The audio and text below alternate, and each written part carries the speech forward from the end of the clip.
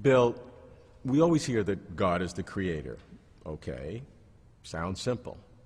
But what is the creation? What is a world? It's not so simple as people think. Well, I think the doctrine of creation means that God is the source of all reality outside himself, that apart from God, everything else has been brought into being by God. Now, what is everything else? Well, it would include all reality, whatever realms of reality you might think it exists. It would be all physical, concrete objects. It would be time and space themselves. It would be any realms of spiritual reality that you might believe exist, such as angels and other spiritual beings. And it would include any sort of abstract objects, if you think that those sorts of things exist. Like mathematics, 2 plus 2 like equals 4. Or... sets and numbers and propositions and so forth. Anything that exists that is not God himself has been brought into being by God. How about things like causation or logic, operations among ideas? I would see things like logic as grounded in the very mind of God himself. The Gospel of John refers to God as the Logos, from which we get our word logic. It means reason or word. And it presents God as the creator of all things. It says that in the beginning was the Logos, and the Logos was with God, the Logos was God. All things were brought into being through him, and without him nothing came into being. So the idea there is that God is the supremely logical agent, and logic, as we use it, is simply a reflection of the mind of God himself. So everything outside of God himself, God is responsible for, and this is a vast number of things, anything that we can conceive of and anything we can't conceive of. Well, anything that exists. I mean, there are, in a sense, fictional entities. For example, Sherlock Holmes. I don't think Sherlock Holmes exists. That's a fictional character. So God doesn't bring Sherlock Holmes into being unless you think that Sherlock Holmes is some sort of abstract object, as some philosophers do. So everything that exists owes its being to God, and I would say was brought into being by God at a specific time, which implies that the creation or the world or reality outside of God has not always existed. I think that most people don't understand that the idea of creation is inherently bound up with temporal considerations. These things are not just dependent upon God for their being, but they were brought into being by God. Now, you've distinguished between creation, providence, miracles, different kinds of creation. Help me understand the differences. Yes, this is a traditional distinction that theologians have made with respect to God's relations to reality outside of God. On the one hand, creation, properly speaking, is, as I've defined it, bringing things into being from nothing. God is the efficient cause of everything that exists. That is to say, he produced it, he brought it into existence. But he's not the material cause. He's not the stuff out of which things are made. God not only created the things, he created the stuff out of which they're made, space and time and matter and energy. All of these owe their being to God, and he brought them into being at some point in the finite past. Now, in addition to that initial act of creation, theologians have typically talked about God's conservation of the world in being. That is to say, keeping it going. Yes, that he preserves them in being. And were he to withdraw his conserving power, the world would be annihilated. It would vanish in the blink of an eye. Now, that's not doesn't sound necessarily true. I mean, you could be a creator in having something created and not needed to continue with it. Well, I guess the whole discussion is whether or not, given God's initial creation of things have any sort of ability to exist endure on their in own. Being on their own. Typically, in Christian theology at least, it's been argued that things are radically contingent in their existence and that therefore need to be preserved in being. So the opposite, the polar opposite of creation, is annihilation. And God could create things by bringing them into being, and he could annihilate them by simply withdrawing his sustaining, conserving power, and they would vanish into non-being. The distinction being that for God to annihilate what he created, he has to withdraw his preserving action as opposed to making an affirmative decision to annihilate. Yes, that's right. The act of annihilating an object isn't like dynamiting it or something of that sort. Or puffing it away. It's more of a passive action. It's just ceasing to maintain it. Is that distinction important? Yeah. Is it important? You threw me for a loop. Good, I like to do that.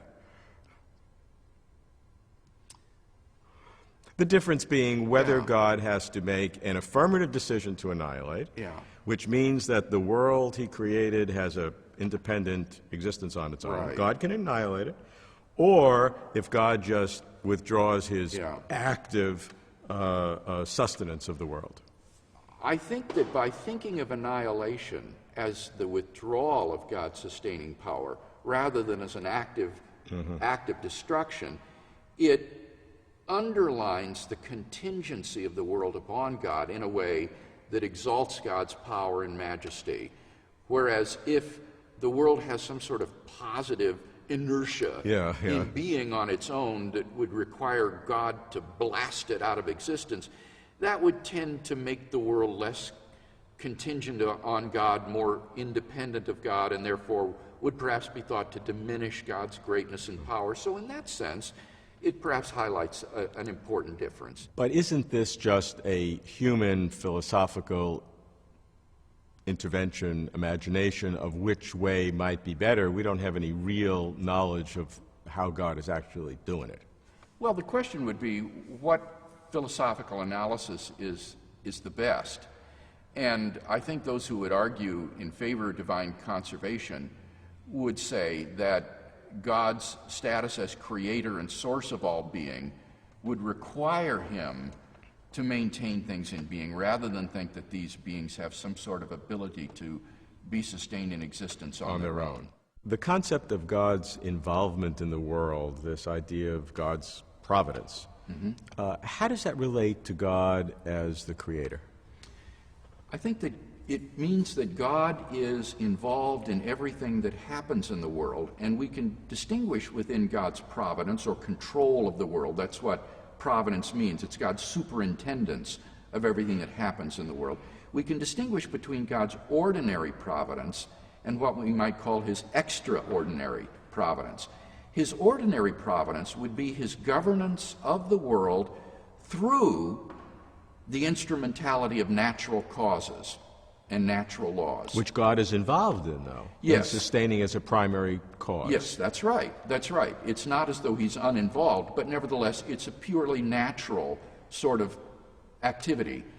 And then his extraordinary providence would be God's bringing about events which lie beyond the productive capacity of natural causes. And these we would call miracles.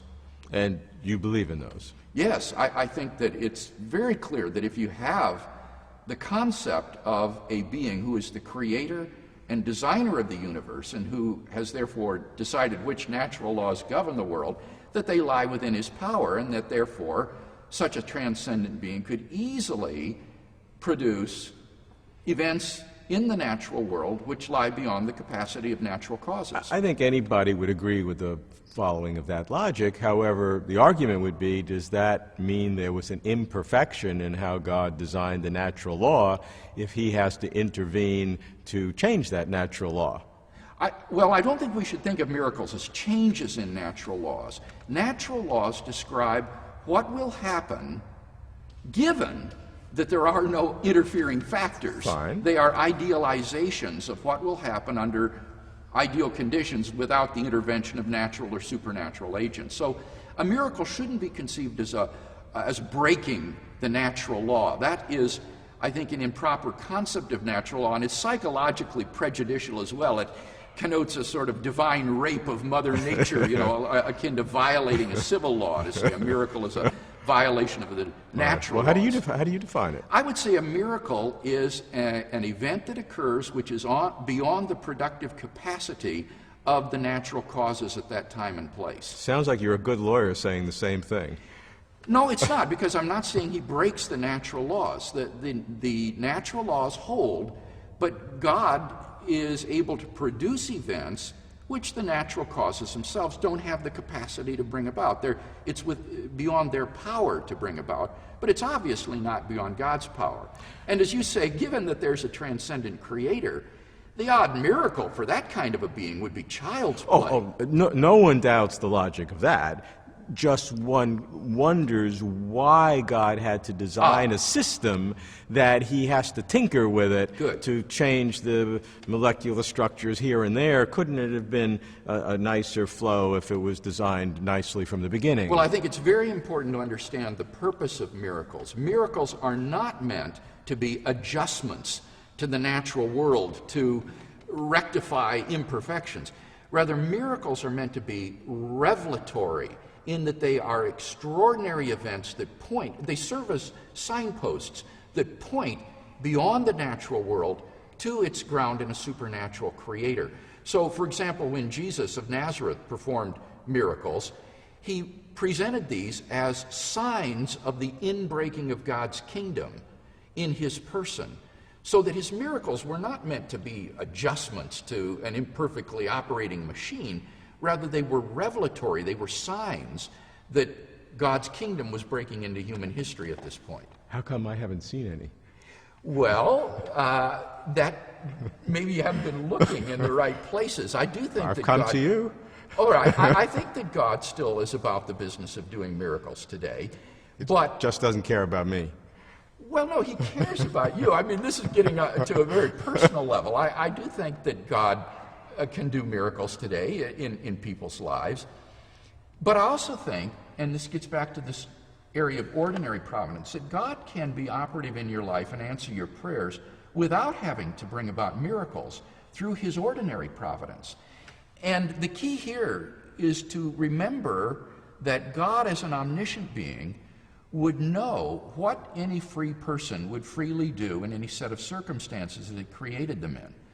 So that God can arrange for things to happen in the world without having to intervene miraculously or tinker in it, by simply setting up the circumstances and the agents in advance, so that when the time comes, the relevant events will transpire, perhaps in answer to a prayer or something of that sort, without any kind of miraculous intervention whatsoever.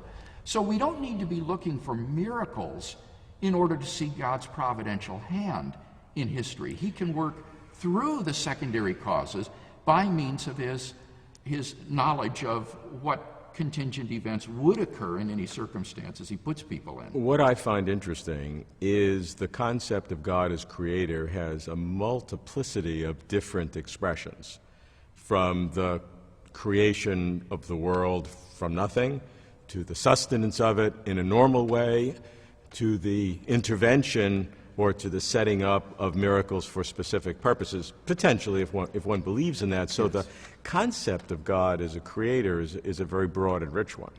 It really is. It's more than just bringing things into existence. It's the initial act of creation of the world out of nothing, of all reality exterior to God. It's then the sustaining of the world in being. It's concurring with the actions of secondary agents to produce their effects. It is his ordinary providence through his omniscience of governing the world of creatures to achieve his ultimate ends. And then it is his miraculous operations in the world beyond the natural capacity of spatiotemporal causes to bring about events that would not have happened in the absence of God's special action. So it's a very rich and variegated doctrine. Sounds like a full-time job to me. Yes, though for an omnipotent being, it's not something he can't discharge effectively.